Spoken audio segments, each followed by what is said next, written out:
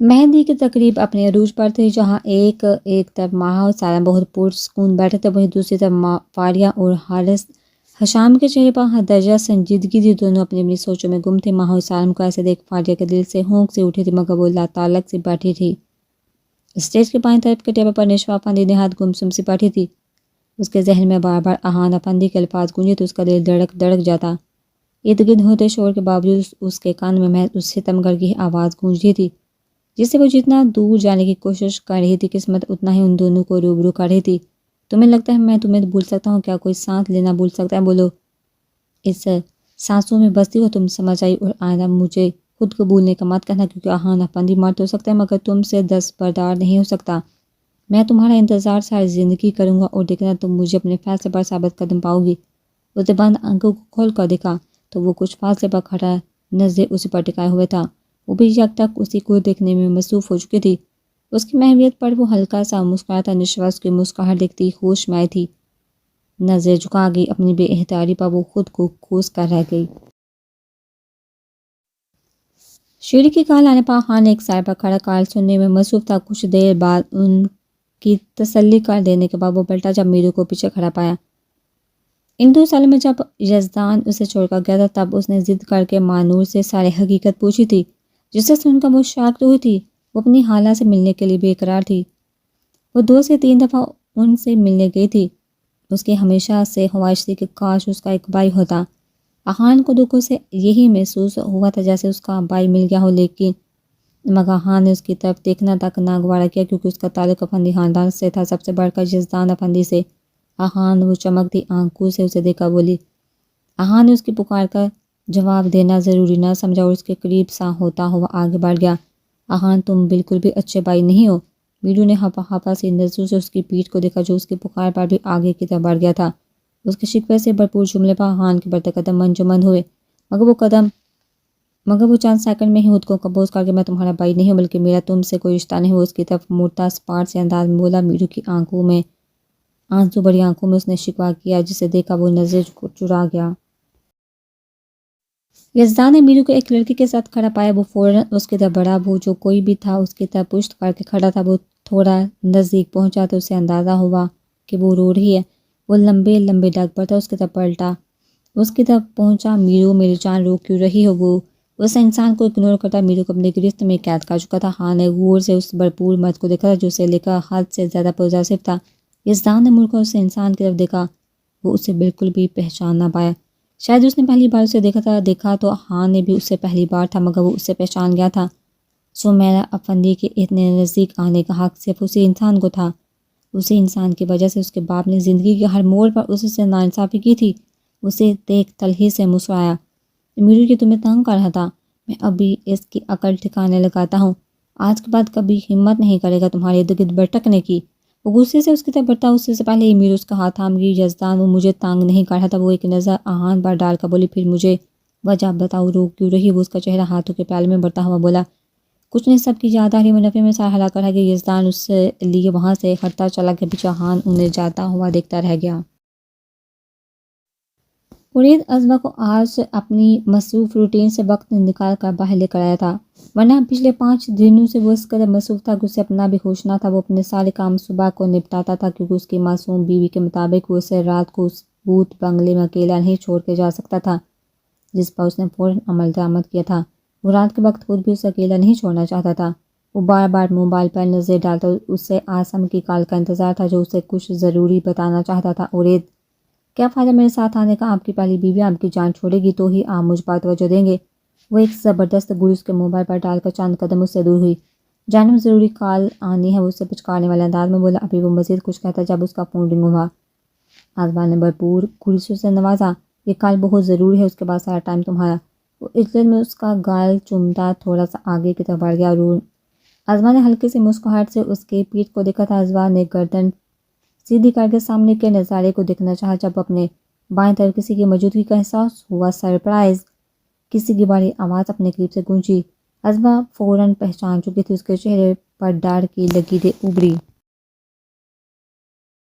کیسا لگا میرا سرپرائز بلبل؟ تمہیں تو مجھ سے سچی محبت نکلی۔ میرے پیچھے پیچھے چلے، فکر مت کرو، جلد ہی ہمارے درمیان کی اس رکاوٹ کو اچھے سے دور کر دوں گا۔ بیچارہ یہ پولیس والا مفت میں مارا جائے گا۔ تم نے بہت برا کیا میرے ساتھ، تم پر صرف میرا حق تھا اور یہ حق تم نے کسی اور کو دیکھا اچھا نہیں کیا۔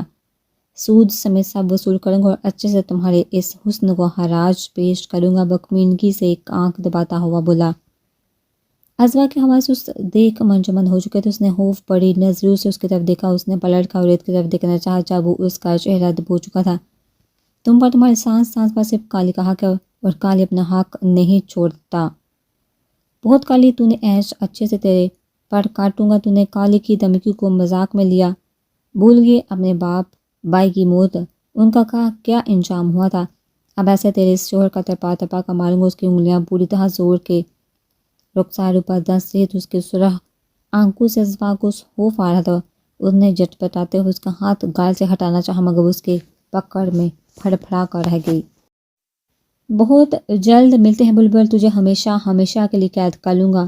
تو چاہ کر بھی بھاگ نہیں پائے گی، بڑا چہ کر ہی ہے، ایک بار اپنی چاپ چھوڑ دوں گا تو ہنسنا بھی بھول جائے گی۔ وہ حوث بڑی نظریں اس کے خوبصورت چہرے پر ٹکا کر بولا۔ ہزوان نے کڑاہٹ سے اس کے حوث ٹپکتی نظروں کو دیکھا۔ وہ فوراً یہاں سے غائب ہو جانا چاہتی تھی۔ اس کے وجود سے آر پار ہوتی نگاہیں اسے خوف میں مبتلا کر رہی تھی۔ وہ اس کے گال کو دو انگلیوں سے چھوتا، جیسے آیا تھا ویسا ہی واپس جا چکا تھا۔ اس نے آس پاس عورت کو تلاش کرنا چاہا جو بات کرتے کرتے دور جا چکا تھا۔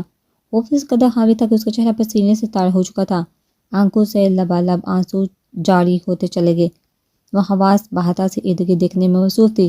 جب کسی نے اس کے کندھے پر ہاتھ رکھا، وہ ڈر کر دو قدم دور ہوئی۔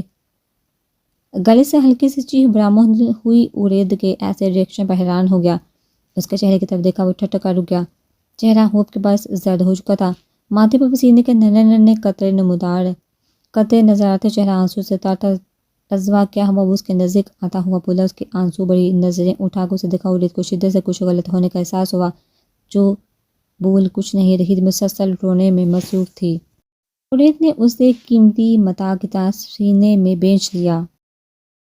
میری جان، جب تک مجھے بتاؤ کہ نہیں، مجھے کیسا پتہ چلے گا؟ اس کے ہچا پر ہونٹ ٹکاتا ہوا بولا۔ عورت وہ کپ کپاتی آواز میں محض اس کا نام پکار سکے۔ عورت جی جان سے مخاطب ہوا۔ اس نے ازوا کا چہرہ اونچا کر کے روبرو کیا۔ پلیز کچھ بولو یار، میرا دل گھبرا رہا ہے۔ وہ اس کے بہتے آنسو کو پور سے سمیٹتا ہوا بولا۔ عورت مجھے واپس جانا ہے، مجھے نہیں رہنا جہاں وہ یہاں بھی آ گیا۔ مجھے لے جانے آیا ہے۔ عورت مجھے نہیں جانا، مجھے آپ کے پاس رہنا۔ وہ اس کے سینے سے لگتے روتے ہوئے ہچکیوں کے درمیان بولی۔ عورت اس سے مزید شدت سے خود میں بیچ چکا تھا۔ وہ اس کی پیٹھ سے ہلاتا پرسکون کرنے کی کوشش کر رہا تھا، جو مزید بکھرتی جا رہی تھی۔ وہ اس کی ٹوٹی پھوٹی باتوں سے سمجھ چکا تھا کہ وہ کس کی بات کر رہی ہے۔ اس کے یوں خوف زدہ ہونے پر اس نے شدت سے مٹھیاں بھیجی تھی۔ اس نے خود سے عہد کیا تھا، جب تک وہ اس انسان کو صفحہ ہستی سے مٹا نہیں دے گا، چین سے ہرگز نہیں بیٹھے گا۔ میری جان، کیوں گھبرا رہی ہو؟ میں ہوں نا ادھر، تمہیں کچھ نہیں ہونے دوں گا۔ اس کے رخسار پر بہتے موتیوں کو ہونٹوں سے چونتا ہوا بولا۔ وہ شدت بڑے انداز میں قطرہ قطرہ اپنا لفظ اس کے چہرے پر بکھیر رہا تھا۔ وہ اب رونا دھونا بالکل اس کی طرف دیکھ رہی تھی، جو دیوانہ سا ہو رہا تھا۔ پل میں چہرہ گلال بکھیرنے لگا۔ اس نے ارد گرد دیکھا، کوئی ان کی طرف متوجہ نہ تھا۔ اس نے عورت کے ہونٹ پر ہاتھ رکھ کے اس کے جذبوں کو لگام دی۔ وہ اس کی ہتھیلی شدت سے چومتا اس کا ہاتھ تھام گیا۔ عورت، ہم روڈ پر ہیں، کمرے میں نہیں۔ وہ اپنے لہجے کی کپ کپاہٹ پر قابو پاتے ہوئے بولی۔ عورت ایک بار پھر اس کے چہرے پر جھکتا اس کا ماتھا چوم گیا۔ مجھے کوئی فرق نہیں پڑتا ہم کہاں ہیں، کیونکہ تم میری بیوی ہو۔ اس کے بے باکیوں پر اس کی سینے منہ چھپا گئی۔ فاریہ کب سے اس کی خاموشی ملاحظہ کر رہی تھی، جو اس کے ساتھ بیٹھا مسلسل ادھر ادھر دیکھنے میں مصروف تھا۔ اس نے ایک بار بھی نظر اٹھا کر اپنے ساتھ بیٹھے وجود کو نہیں دیکھا تھا۔ فاریہ مسلسل بیٹھی اب تھک چکی تھی۔ اس نے اشارے سے نشوہ کو اپنے پاس بلا کر اس نے اپنے تھکاوٹ کا بتا کر اندر لے کر جانے کا کہا تھا۔ وہ فائزہ بیگم سے کہتی اس کی طبیعت کے حال سے اسے اندر لے گئی۔ ہر شام اسے نہیں بلکہ خود کو سزا دینا چاہتا تھا۔ جب سے فاریہ نے اسے حقیقت کا آئینہ دکھایا، وہ اس سے نظر تک نہیں ملا پا رہا تھا۔ اس کے چہرے پر تھکاوٹ کے آثار وہ خود بھی نوٹ کر چکا تھا، مگر وہ خاموشی سے ارد گرد دیکھتا رہا، جانے ان کی زندگی انہیں کس طرف لے کر جانے والی تھی۔ وہ فاریہ کو کچھ ٹائم دینا چاہتا تھا تاکہ وہ خود کو سنبھال لے۔ اس دفعہ وہ اس کی مرضی کے خلاف کچھ نہیں چاہتا تھا۔ وہ خود کو اس پر زبردستی مسلط نہیں کرنا چاہتا تھا، محض اس لیے وہ کچھ وقت کے لیے اس سے دور ہو جانا چاہتا تھا تاکہ وہ بھی ٹھنڈے دماغ سے سوچ سکے۔ اس کے جاتے اس قدر محفل سے چاٹ ہو چکا تھا، اسے ہر چیز پھیکی پھیکی سے لگنے لگی تھی۔ وہ خود بھی وہاں سے اٹھتا حویلی سے باہر نکلتا چلا گیا۔ اسے وہاں سے لے کر ایک تاریک گوشے میں آ چکا تھا جس کا رونا تو کب کا تھم چکا تھا۔ کیا کر رہے ہیں؟ یزدان کو دیکھ کر تو کیا سوچے گا؟ وہ اس کے ہاتھ سے اپنا بازو چھڑواتے ہوئے بولی۔ اس کی کمر میں ہاتھ ڈالتے اسے اپنے قریب کھینچ چکا تھا۔ اس کی نظریں مسلسل میرو کے چہرے کا طواف کر رہی تھی۔ بٹک بٹک کر نظریں اس کے لپسٹک سے سجے ہونٹوں پر ٹھہر رہی تھی۔ اس نے اپنی پیشانی اس کی پیشانی سے ٹکائی تھی۔ اس کی قربت پر وہ آنکھیں بند کر چکی تھی۔ اپنے چہرے پر پڑتی مقابلے کی گرم سانسوں کی تپش اسے سمٹنے پر مجبور کر گئی۔ یزدان نے اس کے بند آنکھوں پر پھونک ماری تھی۔ مینو نے پٹ سے آنکھیں کھول کر اس کی طرف دیکھا، مگر اس کی آنکھوں میں جلتی محبت کے دیپ کی تپش وہ زیادہ دیر برداشت نہ کر پائی۔ پلکوں کی چلمن خود بہت گرتی چلی گئی۔ یزدان نے اس کی اڑتی گرتی پلکوں کی چلمن کا یہ نظارہ مبہوت ہو کر دیکھا تھا۔ خطبہ بندہ ہر بند توڑتا وہ اس کی آنکھوں کو شدت سے چوم گیا۔ میں نے بلایا تھا تمہیں، آئی کیوں نہیں؟ اس نے اس کا جھکا چہرہ تھوڑی سے تھام کر اوپر اٹھایا تھا۔ وہ کچھ نہ بولی، بس پلکوں کو کھول کر اس کی طرف دیکھا۔ یزدان نے اس کی تھوڑی کو شدت سے چوما۔ یزدان افندی اپنی میرو کا دیوانہ ہے، میرے دل کی سلطنت پر صرف اور صرف تمہارا راج ہے۔ وہ مزید گستاخیاں کرتا شدت سے پر لہجے میں بولا۔ میرو کا چہرہ اس کی گستاخیوں پر لہو جھلکانے لگا تھا۔ اب بس زمیرہ افندی، مجھے اپنی دسترس میں چاہیے، اب ایک پل انتظار نہیں ہوتا۔ بس یہاں سے جاتے ہی تم میری بننے کی تیاری کر لو، پھر پل پل تمہیں میری گستاخیاں اس نازک جان پر سہنی ہوگی۔ اسے خود میں بینچے اس کے کان میں رفتہ رفتہ بولتا اسے سمٹنے پر مجبور کر گیا تھا۔ یزدان اس نے ٹوٹے پھوٹے لفظوں میں احتجاجاً اس کا نام لیا۔ اب تمہارا احتجاج بھی کام نہیں آئے گا، وہ اس کے کان میں مسلسل بولتا گستاخیوں پر آمادہ تھا۔ میرو نے اس سے بچنے کے لیے اس کے سینے میں منہ چھپایا تھا۔ اس کے معصومیت پر یزدان کے لب مسکراہٹ میں ڈلے تھے۔ اس کے گرد بڑا بندہ بازو کا حصار مزید مضبوط کر کے سینے میں بینچ لیا تھا۔ اخان یزدان کو جہاں دیکھا انگاروں میں لوٹ گیا تھا۔ میرو سے اس کی بے روحی کی ایک وجہ اس کا اس انسان سے جڑا وہ مضبوط رشتہ تھا۔ اگر وہ دیکھتا کہ نشوہ کا تعلق بھی اسی خاندان سے تھا، مگر وہ ہر حال میں اس لڑکی کو اپنی زندگی میں چاہتا تھا۔ اس نے چاروں اور نظر گھمائی تھی، مگر نشوہ سے کہیں دکھائی نہ دی۔ شاید وہ اندر جا چکی تھی۔ مہندی کی تقریب اختتام ہونے کو تھی۔ سب مہمان آہستہ آہستہ رخصت ہوتے جا رہے تھے۔ کچھ جو حویلی میں ہی ٹھہرے تھے وہ بھی اندر کی طرف بڑھ گئے تھے۔ آغا نے بھی قدم اندر کی جانب بڑھائے۔ اس کے ساتھ بھی اب تھکن کا شکار تھے۔ چائے کی شدید طلب تھی۔ اس نے قدم کچن کی جانب بڑھائے تھے تاکہ کسی کو چائے کا کہہ سکے۔ اس نے جیسے کچن میں قدم رکھا وہ وہیں تھام گیا۔ اس کی ظالم حسینہ چولہے کے آگے کھڑی چائے بنانے میں مصروف تھی۔ ایک کپ میرے لیے بھی فیوچر وائف، وہ اس کے نزدیک آتا خوشگوار لہجے میں بولا۔ اس کی ذات پر شاہی افسردگی اسے دیکھتے ہی دور ہوتی چلی گئی۔ اس کے فیوچر وائف کہنے پر نشوہ نے گھور کر اسے دیکھا تھا، پھر بنا کچھ کہے مزید دودھ پتیلی میں ڈالا۔ آہان کے ہونٹوں پر بڑی دلکش مسکراہٹ پھیلی تھی۔ کیا کیا بنا لیتی ہو؟ اپنی مستقبل کے بارے میں بھی کچھ سوچنا پڑے گا۔ وہ مسکراہٹ دباتا ہوا بولا، بیوقوف، بہت اچھا بنا لیتی ہوں۔ اور کچھ؟ وہ دانت پیستی ہوئی بولی، وہ تو میں جانتا ہوں، تبھی تو تمہارے پیچھے ہوار ہو رہا ہوں۔ تمہاری اس قابلیت پر مجھے 100% یقین ہے۔ اسے تپانے سے باز نہ آیا۔ آہان، منہ بند کر کے بیٹھو ورنہ تمہارا سر کھول دوں گی۔ انہیں انگلی اٹھا کر وارننگ دی۔ استغفر اللہ، لڑکی، شرم کرو، تمہارا ہونے والا مجازی خدا ہوں۔ ایک بار ذرا تم پر میرے نام کی مہر لگنے دو، ایک ایک زیادتی کا گن گن کر بدلہ دوں گا۔ وہ دہائی دینے والے انداز میں بولا۔ اس کے باپا نشوہ کے چہرے پر ہلکی سی مسکراہٹ چلکی جسے وہ نیچے منہ کرتی چھپا گئی، مگر وہ آہان کی تیز نظر سے محفی نہ رہ سکی۔ میسنی چڑیر، یہ نیچے منہ کر کے کیوں مسکرا رہی ہو؟ میں کون سا تمہاری مسکراہٹ چرانے والا ہوں؟ وہ پہلی بات دانت دکھاتا جبکہ دوسری بات بڑی معنی سے بولا۔ نشوہ نے ناسمجھی سے اس کی طرف دیکھا۔ آہان کو اس کی شکل دیکھ کر اندازہ ہو گیا کہ وہ اس کی بات کا مطلب سمجھ نہیں پائی۔ اس کی آنکھیں شرارت سے چمکی۔ اس نے 2 انگلیاں اپنے ہونٹوں پر رکھ کر اس کے ہونٹوں کی طرف اشارہ کیا۔ اس کی بات کا مطلب سمجھ آنے پر نشوہ سرپراہ کر رہ گئی۔ چہرہ پل میں سے ہوا وہ اس کی طرف سے رخ موڑ گئی۔ اس کی حرکتوں پر آہان کا دلکش قہقہ گونجا۔ میری معصوم سی تیز کام، وہ اس کے پیچھے سے بڑبڑایا۔ وہ خاموشی سے چائے کپوں میں اونڈیلنے لگی۔ اس کی باتوں میں ذرا دھیان نہ دیا۔ ایک کپ وہیں چھوڑ کر اپنا کپ اٹھائے باہر کی طرف بڑھی۔ بدتمیز انسان، جاتے جاتے وہ اونچی آواز میں اس کی حرکت پر دانت پیستی ہوئی بولتی باہر نکل گئی۔ آہان نے مسکرا کر اس سے لقب کو وصول کیا۔ ہلکا سا مسکراتے چائے کا کپ اٹھا کر لبوں سے لگا لیا۔ رات کا سناٹا ہر سو پھیل چکا تھا۔ میرو اور نشوا اس کے بستر پر مزے سے سو رہی تھی، مگر ایک وہی تھی جسے نیند نہیں آتی۔ شاید اس نے بندن نے ساری نیندیں اڑا دی تھی۔ صبح وہ مکمل طور پر اس کی دسترس میں جانے والی تھی۔ یہ سوچتے ہی شرمیلی سی مسکان نے اس کے چہرے کا احاطہ کیا۔ وہیں دوسری طرف یہ سوچ سوچ کا دل بھی گھبرا رہا تھا، جانے آگے آنے والی زندگی کیسی ہوگی۔ وہ اپنی سوچوں میں گم تھی۔ جب سائڈ ٹیبل پر پڑا فون بجا، میرو اور نشوا کی نیند کے خیال سے وہ موبائل اٹھا دی، بالکونی میں بڑھ گئی۔ فون پر جگمگاتا سالم کا نمبر دیکھا، اس کا دل سو کی اسپیڈ سے بھاگا۔ اس نے جھجکتے ہوئے فون یس کر کے کان سے لگایا۔ ماہا باہر آؤ، تمہارا انتظار کر رہا ہوں۔ وہ بغیر ادھر ادھر کی بات کیے سیدھا مدعے کی بات پایا۔ سالم میں کیسے کوئی دیکھ لے گا؟ وہ اس کی فرمائش پر بوکھلاتی ہوئی بولی، یار کوئی نہیں دیکھے گا، آ جاؤ نا پلیز جان۔ وہ اس سے اتنے پیار سے بولا کہ اس کے طرز مخاطب پر وہ پلکیں جھکا گئی جیسے وہ سامنے ہی موجود ہو۔ شرما، بعد میں لینا، بہت موقع دوں گا شرمانے کے۔ وہ مسکراہٹ دباتا ہوا دوسری طرف ماہا کا منہ کھل گیا۔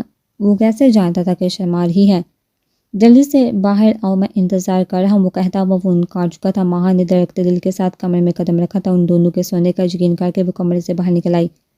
احتیاط سے دروازہ بند کر کے اس نے چاروں اور نظر دوڑائی۔ ابھی وہ کچھ قدم پر ہی چلی تھی جب اسے سامنے کونے میں کھڑا نظر آیا۔ اس کے قدم مزید سست ہوئے۔ وہ اس کی سست رفتاری کو دیکھ سالم لمبے لمبے ڈگ برتا اس کی طرف پہنچا۔ یار تم تو ایسے ڈری ہو جیسے تمہارا نام محرم ہو۔ اگر آپ کو بھول چکا ہے محترمہ تو یاد کروا دو، ہمارا نکاح آج ہی ہوا ہے۔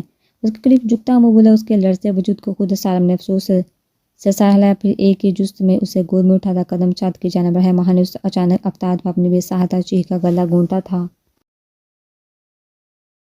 سالم کیا کہے، مجھے نیچے اتاریے، میں خود چلوں گی۔ اس کے سینے پر ہاتھ مارتی احتجاجاً بولی، ہاں جس رفتار پر تم چل رہی تھی مجھے یقین تھا صبح تک تم مجھ تک پہنچ جاتی۔ وہ اس کی سست رفتاری پر چوٹ کھلتا ہوا بولا، آپ مجھے چھت پر کیوں لے کر جا رہے ہیں؟ وہ اس کی بات پر ناک چڑھاتی ہوئی بولی، میں نے سوچا تم نے ابھی تک چھت نہیں دیکھی، ذرا تمہیں دکھا دوں۔ وہ اس کے ناک چڑھانے والے عمل کو دیکھتا اس کی طرف جھکتا اس کے ناک پر ہونٹ ٹکاتا ہوا بولا۔ اس کے لہجے میں واضح شرارت کی رمق تھی، ورنہ اسے بہتر کون جانتا تھا کہ ماہا کا آدھا دن یا تو لان میں یا چھت پر گزرتا تھا۔ ماہا کی بولتی اتنے میں ہی بند ہو چکی تھی۔ اس کی چلتی زبان پر کپڑا لگ چکا تھا۔ اس نے چھت پر لا کر اسے گود سے اتارا، جہاں سامنے سجا خوبصورت سا نظارہ دیکھ وہ منہ پر ہاتھ رکھ کے پوری چھت کو گلاب کے پھولوں اور لائٹنگ کر کے سجایا ہوا تھا۔ ایک طرف چھوٹا سا ٹیبل لگایا تھا جس کے گرد 2 کرسیاں موجود تھیں اور ٹیبل پر انواع اقسام کے کھانے موجود تھے، جو اس بات کا ثبوت ہے کہ وہ جانتا تھا کہ اس کی بیوی نے کھانا نہیں کھایا۔ چھت کے ایک سائڈ پر میٹرس بچا ہوا تھا جسے خوبصورتی سے گلابوں کے پھولوں سے سجایا ہوا تھا، جسے دیکھ اس کا دل زور سے دھڑکا۔ اس نے جھجکتے ہوئے سالم کی طرف دیکھا۔ وہ پور شوق کر نظریں اسی پر سجائے کھڑا تھا، پھر اس کا ہاتھ تھامتا ٹیبل کی طرف بڑھا۔ ایک کرسی کی سیٹ کر اس سے بٹھا چکا تھا، دوسری کرسی پر بٹھاتا وہ ماہا کی کرسی کی سیٹ قریب ترین کھینچ چکا تھا۔ ماہا پلکیں جھکا چکی تھی۔ ماہا اس نے اتنے پیار کہ اس کا نام پکارا تھا۔ اس کے ماں کہنے پر ماہا نے جھکی پلکیں اٹھائی تھی۔ اس کے گرے آنکھوں میں جھجک سی تھی۔ اس کی یہی جھجک تو دور کرنا چاہتا تھا۔ اس کے چہرے پر جھکتا اس کے آنکھوں کو شدت سے چوم گیا۔ ساری باتیں بعد میں، پہلے تم کھانا کھاؤ۔ میں جانتا ہوں تم نے کھانا نہیں کھایا، تمہاری یہ خود سے لاپرواہی میں بالکل برداشت نہیں کروں گا۔ اس نے نوالا بنا کر اس کی جانب بڑھایا جسے ماہا کھا چکی تھی، پھر وہ ہلکی پھلکی ادھر ادھر کی باتیں کرتا اسے کھانا کھلاتا تھا جسے وہ خاموشی سے کھاتی تھی۔ کھانا کھانے کے بعد وہ اسے لی میٹرس کی جانب بڑھا، اسے بٹھا کر وہ اس کے روبرو بیٹھا، پھر جیب سے ایک معمولی ڈبی سے ایک انگوٹھی نکال کر اس کی انگلی میں پہنائی، پھر اس کے ہاتھ پر ہونٹ ٹکائے تھے۔ جانتی ہو یہ انگوٹھی میں نے کب لی تھی؟ جب تمہیں یونی میں پرپوز کیا تھا۔ میں نے سوچا تھا اگر تم اقرار کر دو گی تو تمہاری انگلی کی زینت بنا دوں گا، مگر تم نے انکار کر دیا۔ یقین مانو ماہا، مجھے بہت تکلیف ہوئی تھی، یہ سوچ کر ہی دل گھبرا رہا تھا تم کسی اور کے نام لکھ دی جاؤ گی۔ بار بار خدا سے تمہیں مانگا تھا، بہت چاہا ہے تمہیں، سالم لاشاری کی زندگی میں تمہارا مقام بہت اونچا ہے۔ وہ بار بار اس کے ہاتھوں کو ہونٹوں سے لگا کر بولا۔ اس کی اتنی محبت پر ماہا کی آنکھوں سے ایک آنسو ٹوٹ کر گرا۔ سالم نے تڑپ کر اس کی جانب دیکھا۔ ماں میری جان، کیا ہوا؟ رو کیوں رہی ہو؟ کیا میری کوئی بات بری لگی؟ اس کا جھکا چہرہ اوپر اٹھا کر بولا، نہیں مجھے آپ کی کوئی بات بری نہیں لگی۔ اس نے نمی بڑی آنکھوں سے سارنا پہ میں ہلایا، پھر رو کیوں رہی ہو؟ وہ پریشانی سے اس کے سینے اس کے بہتے آنسو کو دیکھا بولا، مجھے سمجھ نہیں آ رہی کہ خدا کا کیسے شکر ادا کروں۔ جب میں یہاں آئی تھی اتنی اداس تھی کیونکہ مجھے حشام سے شادی نہیں کرنی تھی۔ اللہ نے میرے دل کی بات سنی اور آپ کو میرا محرم بنا دیا۔ وہ ہلکا سا مسکرا کر بولی۔ سارم اس کی مسکراہٹ دیکھ کر مسکون ہو گیا۔ اس نے جھکتے ہوئے اس کی پیشانی کو ہونٹوں سے چوما۔ پیشانی سے گالوں کا سفر اس نے منٹوں میں طے کیا تھا۔ اس کی کمر میں ہاتھ ڈال اسے ساتھ لگا چکا تھا، پھر نرمی سے جھکتا ان گلابی پنکھڑیوں کو قید کر چکا تھا۔ خود کو سیراب کرنے کے بعد وہ پیچھے ہٹا۔ وہ پیشانی اس کی پیشانی سے ٹکا دی۔ سارم مجھے جانے دے، جہاں سردی بڑھ رہی ہے۔ وہ اسے خود سے دور کرتی ہوئی بولی۔ بالکل بھی نہیں، آج رات تمہارا ایک ایک پل میرے ساتھ گزرے گا۔ وہ کمبل کھولتا اسے گود میں بٹھاتے دونوں کے گرد لپیٹ چکا تھا۔ سارم کل وہ جھجکتے ہوئے کچھ بول ہی نہ پائی، جملہ ادھورا چھوڑ گئی۔ سارم اس کی بات کا مطلب اچھے سے سمجھ چکا تھا۔ گھبراؤ نہیں، بس کچھ دیر تمہارے ساتھ گزارنا چاہتا ہوں، ورنہ سارم لاشاری کل تک کیا پوری زندگی تمہارا انتظار کر سکتا ہے؟ اس کی انگلیوں میں اپنی انگلیاں الجھاتا اس سے مختلف سوال کرنے لگا، جس کا وہ دھیرے دھیرے جواب دینے لگی۔ آبوتاب سے چمکتا چاند ان کی محبت بڑی گفتگو سنتا بادلوں کی اوٹ میں ہو گیا۔ کمرے میں جاود خاموشی میں دروازہ کھلنے کی آواز آئی۔ وہ جہاں آنا تو نہیں چاہتا تھا، مگر وہ جانے کیوں دل کے ہاتھوں مجبور ہو کر آ گیا تھا۔ فاریہ تھکاوٹ کے بعد دوائیاں کھا کر گہری نیند میں گم ہو چکی تھی۔ وہ دھیرے دھیرے قدم اٹھاتا اس کے پاس چلا آیا۔ حویلی کے سارے کمرے مہمانوں سے بھرے ہوئے تھے، اس لیے فائزہ بیگم نے اسے حشام کے کمرے میں ہی ٹھہرایا تھا۔ فاریہ کی جو حالت تھی، وہ اسے مہمانوں کے درمیان ٹھہرنے کا ذرا سا بھی رسک نہیں لے سکتی تھی۔ اگر اس بات کی ذرا سا بھی بنک مہمانوں کو پڑ جاتی، انہیں باتیں کرنے کا موقع مل جاتا، پھر 100 سوال اٹھتے تھے۔ آخر حشام نے چھپ کر شادی کیوں کی؟ بس وہ انہی سوالوں سے فاریہ اور حشام دونوں کو بچانا چاہتی تھی۔ دوسرا، انہیں 100% یقین تھا کہ حشام گھر نہیں آئے گا۔ ان کا یقین صحیح تھا، وہ بالکل بھی یہاں آنا نہیں چاہتا تھا، مگر نہ جانے کیسے وہ اس نازک سی لڑکی کی طرف کھنچتا چلایا تھا۔ اس نے کمرے میں موجود ہلکی سی روشنی میں اس کا خوبصورت وجود دیکھا تھا، جو اس وقت مہندی والے کپڑوں سے چھٹکارا پائے گہری نیلے رنگ کے سادہ سے سوٹ میں ملبوس تھی۔ بال تکیے پر جا بجا بکھرے ہوئے تھے، چہرے پر میک اپ کے میٹھے میٹھے اثرات تھے۔ آنکھوں کی چلمن مضبوطی سے بند تھی، جو اس بات کا ثبوت تھی کہ وہ گہری نیند میں سو رہی تھی۔ وہ کبھی اتنی گہری نیند میں نہیں سوئی تھی، مگر جب سے وہ اس گھر میں آئی تھی، اس کے چہرے پر گہرا سکون تھا۔ اس کی جادو کرتی آنکھیں اس وقت بند تھی، جو مسلسل اسے بے چین کر رہی تھی۔ وہ اس کے قریب آتا گھٹنوں کے بل جھکتا بیڈ کے قریب بیٹھا تھا۔ آنا کا ہول رپٹا رپٹا چٹھنے لگا تھا۔ وہ ناپسند شہزادہ، جو کسی سے سیدھے منہ بات کرنا پسند نہیں کرتا تھا، وہ اس کے سامنے جھک رہا تھا۔ فاریہ میں گاؤں کا سردار ہو کر بھی عام ہو، اور تم عام سی لڑکی ہو کر بھی بہت خاص ہو۔ تم اتنی اچھی، اتنی پیاری، نرم دل ہو کہ حشام لاشاری تمہارے ساتھ جچتا ہی نہیں۔ تم کسی کو بھی اپنا اسیر کر سکتی ہو۔ تم بہت خوبصورت ہو، مگر حشام لاشاری کو تمہاری خوبصورتی نے نہیں، بلکہ تمہاری خوبصورتی نے اسیر کیا ہے۔ وہ بولتا بولتا اس کا ہاتھ ہونٹوں سے لگا گیا۔ اس کے ماتھے پر جھکتا وہ گہرا لمس چھوڑ گیا۔ ماتھے کے رخساروں کا سفر اس نے منٹوں میں طے کیا تھا۔ کتنا ہی وقت گزر چکا تھا اس کے وجود کی نرماہٹوں کو محسوس کی وہ اسے شدید ناراض تھی۔ وہ اسے قریب تک آنے نہ دیتی تھی۔ وہ بار بار اس کے گلابی گالوں کو ہونٹوں سے چوتھا، اس کی لالی چرانے لگا تھا۔ اس کی تھوڑی کو شدت سے چوم کر وہ اس کے تل پر جھکا تھا، جو پوری آب و تاب سے اس کے دائیں گال پر چمک رہا تھا۔ نرمی سے اس کے ہونٹوں کی مہک کو محسوس کرتا فوراً پیچھے ہو گیا، اس ڈر سے کہ کہیں وہ اٹھ ہی نہ جائے۔ تمہارا عشق اتنا زوراور تھا میری جان کہ حشام لاشاری تمہارے سامنے گھٹنے ٹیکنے پر مجبور ہو گیا ہے۔ وہ اس کے ہاتھوں کی انگلیوں میں اپنی انگلیاں الجھائے اس کے ایک ایک نقش کا دیدار کرنے میں مصروف تھا۔ اس کے کھلے بالوں کا تو وہ دیوانہ تھا۔ محبت وہ بہت پہلے اس کے دل پر قابض ہو چکی تھی، مگر وہ اپنی ضد کے ہاتھوں سب برباد کر چکا تھا۔ اس کی آنکھوں سے ندامت کا آنسو چہرے پر بہتا چلا گیا۔ فاریہ، میں سب کچھ ٹھیک کرنا چاہتا ہوں، مگر یوں محسوس ہو رہا کہ جیسے سب تباہ ہو گیا۔ وہ کتنی دیر اس کے سرہانے بیٹھا اس کو نہارتا رہا تھا۔ رات قطرہ قطرہ پگھلتی جا رہی تھی، مگر اسے ارد گرد کا ہوش ہی نہیں تھا۔ صبح سحر کا وقت تھا جب اس نے مندی مندی آنکھیں کھول کر اپنے بازو سے چپکے اس وجود کو دیکھا، جو اس کے سینے سے سر ٹکائے گہری نیند سو رہی تھی۔ رات کو باتیں کرتے نہ جانے کس پہر دونوں کی آنکھ لگی تھی۔ وہ بیٹھے بیٹھے ہی سو چکے تھے۔ سارم دیوار سے ٹیک لگائے بیٹھا تھا اور اپنے وجود کا سارا وزن اس پر ڈالے سالم نے ہنستے ہوئے اس خوبصورت منظر کو دیکھا تھا۔ سالم لاشاری نے رات پہلی بار اسے کھلے بالوں میں دیکھا تھا۔ سالم لاشاری کو ماہا کی ہر چیز سے عشق تھا، جانے کیسا سحر پھونکا تھا اس لڑکی نے، وہ مزید اس کا دیوانہ ہوتا چلا جا رہا تھا۔ سالم نے مسکراتے ہوئے اس کے بالوں پر ہونٹ ٹکائے تھے، پھر سب کے اٹھنے کے خیال سے وہ اسے لیے نیچے کی جانا بڑھا۔ وہ اس کے حصار میں کس مسا کر پھر سے سو گئی۔ سالم کی مسکراہٹ گہری ہوئی تھی۔ ابھی کوئی بھی اپنے کمرے سے باہر نہ آیا تھا۔ سالم نے ماہا کے کمرے کا دروازہ دل کھیل کر اندر قدم رکھا۔ کمرے کا منظر دیکھ یوں تھا جہاں ایک کونے میں میرو جائے نماز بچائے نماز پڑھنے میں مصروف تھی، وہیں دوسری طرف نشوا ابھی واش روم سے وضو کر کے باہر نکلی تھی۔ پہلی ہی نظر سالم پر پڑی تھی جو ماہا کو گود میں لیے کھڑا تھا۔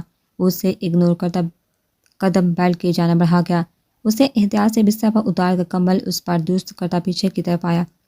نشوا اور میرو جب اٹھی تو ماہا کو کمرے میں نہ پا کر انہیں یہی لگا تھا کہ وہ نیچے گئی ہوگی، مگر اب اسے سالم کے ساتھ دیکھ کر اس نے ایک گھوڑی بستر پر لیٹے وجود پر اور دوسری نظر سالم لاشاری پر ٹکائی تھی۔ یہ تمہارے ساتھ کیا کر رہی تھی؟ وہ کمر پر دونوں ہاتھ ٹکا کر کڑوے تیور لیے اسے سے مخاطب ہوئی۔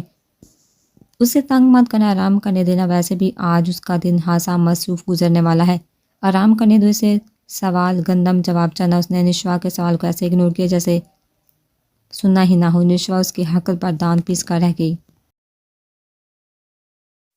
تم دونوں دوست بے شرم ہو، وہ خان کی کل رات کے جانے والی بے باک گفتگو یاد کرتے ہوئے بولی، یکدم ہی چہرہ سرخ ہونے لگا۔ شکریہ بابی جی، وہ دراصل اپنی معصوم سی بیوی کے ساتھ کچھ اچھا وقت گزارنا چاہتا تھا۔ اس نے جان بوجھ کر اسے ایسے مخاطب کیا، ضرور اس کی طرف سے کوئی تڑکتا بڑکتا جواب آئے گا۔ احان کے حوالے سے وہ اسے بالکل چھوٹی بہن کی طرح عزیز تھی۔ وہ ماہا سے بالکل الگ نیچر کی تھی، اس کے باوجود دونوں کی دوستی مثالی تھی۔ ابھی جا کر تمہارے دادا جان کو بتاتی ہوں، تمہاری یہ تیز تراری تو منٹوں میں ہوا نہ کر دی تو کہنا۔ اسے دمکانے والے لہجے میں بولی، یہ بھی کر کے دیکھ لیں۔ وہ دانت دکھاتا ہوا باہر کی طرف بڑھ گیا۔ پیچھے وہ کلچ کر ہے کہ نشوا کہاں کسی کی سننے والی تھی۔ کچھ دیر میں وہ اس کے سہانے بیٹھی تھی۔ ماہا جلدی سے اٹھو، اس کو ہلاتے ہوئے اٹھانے کی کوشش کرنے لگی۔ جلدی اٹھ کر بتا، تم سالم کے پاس کیسے پہنچی؟ ماہا جو اس کے ہلانے پر جا گئی تھی، اس نے آنکھیں کھولنی چاہی جب اس کے سوال پر دوبارہ سے مون گئی۔ اس کی ہلتی ہوئی پلکوں کو دیکھ نشوا کو اندازہ ہو گیا کہ وہ جاگی ہے۔ ماہا ڈرامے نہ کرو، مجھے پتہ ہے تم جاگ رہی ہو۔ اس کے انداز پر صبر کے گھونٹ پی کر رہ گئی۔ ماہا آنکھیں کھول کر اندر بیٹھی، اس کو سرے سے اگنور کیے لاپرواہی سے بالوں کا جوڑا بنانے لگی۔ ماہا اس دفعہ اس نے تقریباً چیختے ہوئے کہا، کیا مسئلہ ہے؟ میرے کان کے پردے پھاڑنے کا ارادہ ہے؟ اسے گھوٹے ہوئے بولی، زیادہ معصوم بننے کی ایکٹنگ مت کرو، جو پوچھا ہے وہ بتاؤ، تم اس سالم کے ساتھ کیا کر رہی تھی؟ وہ دونوں ہاتھ کمر پر ٹکائے ہوئے بولی۔ ماہا کو اس کے انداز پر ہنسی آئی۔ کب؟ مجھے نہیں پتا، وہ انتہائی معصومیت سے دانتوں کی نمائش کرتے ہوئے بولی۔ اس کے جواب پر نشوا کا صبر کا پیمانہ لبریز ہوا۔ وہ اس پر چڑھ دوڑی۔ ماہا اس کے انداز پر کھلکھلا کر رہ گئی۔ اچھا، نہ بتاتی ہوں، دراصل وہ مجھ سے کچھ باتیں کرنا چاہ رہے ہیں، کچھ وقت میرے ساتھ گزارنا چاہ رہے تھے۔ نشوا بہت اچھے، مجھے یقین ہے وہ مجھے خوش رکھیں گے۔ وہ شرماتے ہوئے ہاتھوں میں چہرہ چھپا کے نشوا نے دل میں اس کی مسکراہٹوں کی نظر اتاری۔ اوہ اچھے ہیں، اچھا کب سے ہو گیا وہ سالم؟ وہ اچھے ہیں پر حادثہ زور دیتی اس کے کندھے سے کندھا مار کر بولی، ہاں تو میرا مجازی خدا ہے، عزت دینا تو بنتا ہے۔ وہ مجھے اتنا مان پیار اور عزت دے رہے ہیں تو بدلے میں انہیں عزت سے نہیں پکار سکتی۔ وہ چمکتی آنکھوں سے سالم کو سوچ کر بولی، اچھی بات ہے میری جان، یہ تو بیوقوف ہے، اسے اگنور کرو۔ بیرو جو کب سے دونوں کی گفتگو ملاحظہ کر رہی تھی، آخرکار مداخلت کر گئی۔ ماہا نے بھرپور اس کی تاکید کی۔ نشوا دونوں کو گھورتی رہ گئی۔ وقت گزرنے کا پتہ ہی نہ چلا۔ ہر کار بارات کا وقت پہ آ پہنچا۔ ماہا اور فاریہ کو فارس صاحب صبح ہی شہر والے گھر لے گئے تھے۔ ویسے بھی بارات کا انتظام شہر کے ہی مشہور میرج ہال میں کیا گیا تھا۔ سالم و حشام تیار کھڑے تھے۔ سالم آور جبکہ حشام کالے رنگ کی شیروانی میں ملبوس تھا۔ دونوں ہی ایک سے بڑھ کر ایک لگ رہے تھے۔ بارات میں اچھے خاصے لوگ شامل تھے۔ اس طرح یہ کارواں اپنی منزل کی جانب رواں ہو گیا۔ وہی دوسری طرف ماہا و فاریہ پالٹ کے تیار ہو کر آ چکی تھی۔ فاریہ ریڈ جبکہ ماہا میرون رنگ کی باڑی لہنگے میں ملبوس تھی۔ باڑی زیورات پہنے اور عمدگی سے کیے گئے میک اپ کے ساتھ وہ دونوں نظر لگ جانے کی حد تک پیاری لگ رہی تھی۔ میرو نشوا پرپل کلر کے ایک جیسے ڈریس میں ملبوس تھی۔ وہ دونوں بھی اچھی لگ رہی تھی۔ اب وہ سب لوگ ہال میں موجود بارات کا انتظار کر رہے تھے۔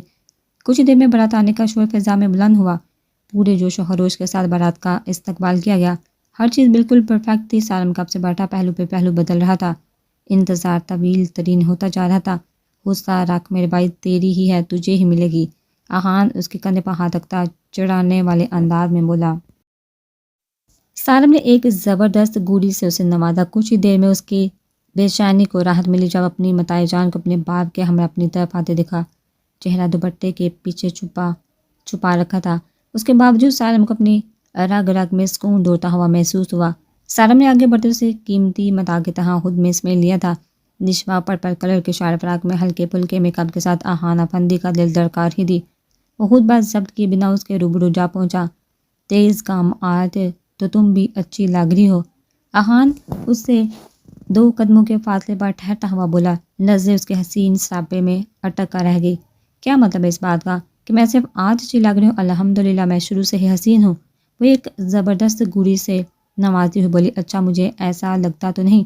تم کہتی ہو تو مان لیتا ہوں، وہ احسان کرنے والے انداز میں بولا. نشوا آنکھیں گھما کر رہ گی. ویسے کیا خیال ہے؟ اس کی آنکھوں میں اپنی گہری کالی آنکھیں ڈالتا ہوا بولا. کس بار میں؟ میں سمجھی نہیں. وہ ناسمجھی سے اس کی طرف دیکھا بولی. موقع بھی ہے، دستور بھی ہے، تو کیا کہتی ہو؟ کر لیں نکاح. وہ مزید ایک قدم اس کے نزدیک آتا گمبھیر آواز میں بولا. نشوا بھی اس کے سحر میں جیسے جگرتی چلی گئی. دونوں ارد گرد کا ہوش بلائے ایک دوسرے کو دیکھنے میں مصروف تھے. خان نے اس کا یہ انداز محبت سے ملاحظہ کیا تھا. دیکھا میرا سحر تم پر چلنے لگا ہے. اب تو مان لو کہ تم بھی مجھ سے محبت کرتی ہو. خود پر چڑھائے یہ زبردستی کا حول اتار دو. نشوا اس کی بات پر ہوش میں آتی 2 قدم دور ہوئی تھی. پھر اسے سے نظریں چراتی اس کے سامنے سے ہٹتی چلی گئی. وہ مزید اس کے سامنے رک کے اپنے دل کا بے دس پایا نہیں کرنا چاہتی تھی. ماہا کے بعد فاریہ لڑکیوں کے ہمراہ سج کا قدم اٹھاتی حال میں آئی. کامدار دوپٹے کے پیچھے چھپا اس کا حسین چہرہ دیکھنے کی شدت سے دل نے خواہش کی تھی. وہ لڑکی اس کے بعد سحر پھونک رہی تھی اور حشام لاچاری قید ہوتا چلا گیا. اس کا اٹھتا ایک ایک قدم حشام کے دل پر پڑ رہا تھا. اس سحر میں جھگڑا قدم با قدم چلتا اس کے قریب چلا آیا. اس کے قریب آنے پر ساری لڑکیاں سیرپا ہو گئی. فاریہ نے جھکا سا اٹھا کر اس کی طرف دیکھا جو آنکھوں میں محبت کو جہاں لی اس پر نظریں ٹکائے کھڑا تھا. فاریہ کے قدم لڑکھڑائے تھے جب حشام نے اپنے مضبوط گرفت میں اسے قید کر کے گرنے سے بچایا تھا. یکدم پورا حال تالیوں اور شور سے گونج اٹھا تھا. فاریہ نے ہوش میں آتے اس کی گرفت سے نکلنا چاہا جو مزید گرفت مضبوط کر گیا. فاریہ تل ملا کر رہ گئی. وہ کیسے اتنے نارمل تھا جیسے کچھ ہوا ہی نہ ہو. یہی چیز فاریہ کے تن بدن میں آگ لگا رہی تھی. وہ ہرگز اسے معاف نہیں کرنا چاہتی تھی. حشام نے دوپٹے کے اوپر سے اس کے ماتھے پر محبت والا لمس چھوڑا تو فاریہ کی حرکت کرتے ہاتھ تھمے تھے. حشام جانتا تھا وہ اس سے ناراض ہے. وہ اتنی جلدی اسے ہرگز معاف نہیں کرے گی. مگر کل جب اس کی حسرت بڑی نظریں ماہا اور سالم پر ٹکی تھی، جانے کیوں حشام کو اس کی آنکھیں اداس لگی تھی. وہ سب کے سامنے اسے یہ مان دینا چاہتا تھا کہ وہ حشام لاچاری کی زندگی میں اتنی اہم ہے، مگر وہ یہ بھی جانتا تھا کہ وہ اتنی جلدی اس پر ہرگز یقین نہیں کرے گی. ریلیکس میری جان. اس کی آنسو بڑی آنکھوں کو دیکھتا پرسکون کرنے لگا. خیر و عافیت سے تقریب کا اختتام ہوا. ماہا فاریہ صاحب کے گلے لگا خوب روئی. اس کی زندگی بدلنے والی تھی. اسے دیکھا فاریہ کی بھی ہچکیاں بن گئی. ماہا کو اپنے باپ کے ساتھ یوں لپٹ کر روتا دیکھ اسے اپنی کم مائیگی کا شدت سے احساس ہوا. کاش اس کا بھی باپ زندہ ہوتا جو اس کے شوہر سے اس کو خوش رکھنے کے وعدے کرتا. اس کی آنکھوں میں حسد کہیں نہ تھا، بس حسرت تھی. حشام اس کے نزدیک ہے. اس کی ایک ایک حرکت نوٹ کر رہا تھا. اس کے ہاتھ پر اپنی گرفت کرتا وہ اسے اپنے ساتھ کا یقین دلا رہا تھا. اس وقت فاریہ کو اپنا بھی ہوش نہ تھا. اس نے حشام کی گرفت پر کوئی رد عمل نہ دیا بلکہ خاموشی سے کار میں بیٹھ گئی. حشام دوسری طرف سے آتا کار میں سوار ہو گیا. اس کی ہچکیاں وقفے وقفے سے کار میں گونجی تھی جو حشام کے دماغ پر ہتھوڑے کی طرح برس رہی تھی. اب تو وہ اس لڑکی کا ایک آنسو بھی برداشت نہیں کر سکتا تھا. کچا کہ اس کا یوں رونا. فاریہ میری جان پلیز رونا بند کرو. میں ہوں نا اپنی زندگی کے لیے. اس کی ہچکیاں بڑھتے وجود کو خود میں سمیٹ گیا. فاریہ نے احتجاج کرتے دور جانا چاہا مگر وہ مزید گرفت مضبوط کر گیا. وہ مسلسل اس کے سینے پر اپنا ہاتھ مار رہی تھی. اس کا جٹ پٹانا بند ہو گیا تھا. کچھ دیر بعد وہ اپنا وجود ڈھیلا چھوڑ گئی. حشام مسلسل اس کی پیٹھ سے لاتا اسے پرسکون کرنے کی کوشش کر رہا تھا. وہ بار بار اس کا ماتھا چومتا اپنے ساتھ کا احساس دلا رہا تھا. جب خود کو اس کی گرفت سے آزاد نہ کروا پائی تو آنکھیں موند گئی. اس کے پرسکون ہونے پر حشام بے سکون میں آیا تھا. آخر کار تھکا دینے والے سفر کے بعد وہ لوگ حویلی پہنچ چکے تھے. سب کی تھکن کے خیال سے ماہا اور فاریہ کو جلد ہی روم میں پہنچا دیا گیا. ماہا کل رات بھی کتنا ہی وقت سالم کے ساتھ جاگتی رہی تھی. اور صبح بھی نشوار اسے جلدی ہی اٹھا دیا تھا۔ اب اس کے ساتھ بری طرح تھکن کا شکار تھے، نیند سے خود بہت آنکھیں بند ہو رہی تھی۔ وہ سارم کا انتظار کرتی کرتی بیڈ گراؤنڈ سے ٹیک لگاتی آنکھیں موند گئی۔ اسے احساس بھی نہ ہوا اور وہ رفتہ رفتہ گہری نیند میں گم ہوتی چلی گئی۔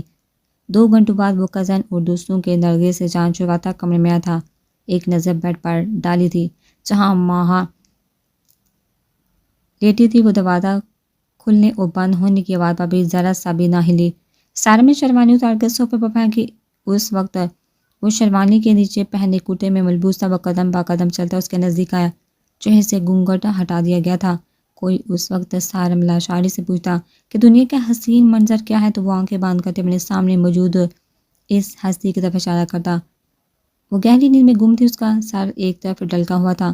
سارم نے سب سے پہلے اسے سیدھا کر کے لٹایا تھا، پھر اس کے ماتھے پر استحقاق سے جھکتا چت بڑا لمس چھوڑا۔ وہ ہلی تک نہ تھی۔ سارم نے اس کی گہری نیند کو رشک سے دیکھا تھا۔ ہونٹوں کو چودا وہ نت کا موتی اس کی دھڑکن بڑھا رہا تھا۔ سارم نے اس موتی کو ہلکا سا لبو سے چھوا تھا، پھر اس کی بے آرامی کے خیال سے جولی اتار کر سائڈ ٹیبل پر رکھی۔ لبو پر لگی ریڈ لپسٹک کسی کو بھی اپنا دیوانہ کر سکتی تھی۔ وہ لڑکی مکمل خوبصورتی کا پیکر تھی۔ اس نے محبت سے جھکتے اس کے چہرے پر سجے ان رنگوں کو سمیٹا تھا۔ اس کی شدتوں پر وہ بے آرام ہوتی کروٹ بدل گئی۔ سارم ایک حسرت بڑی نظر اس کے وجود پر ڈالتا اٹھ کھڑا ہوا۔ لڑکی، یہ اچھا نہیں کیا تم نے۔ کتنے وقت سے اس حسین پل کا انتظار کیا تھا۔ اس کے لاتعلق وجود سے مہاتما ہوتا گہرا سانس بھر کر رہ گیا اور الماری سے نائٹ ڈریس نکالتا واش روم میں بند ہوا۔ کچھ دیر بعد وہ فریش سا باہر آیا۔ روم کی لائٹ بند کرتا وہ اس کے ساتھ لیٹ گیا۔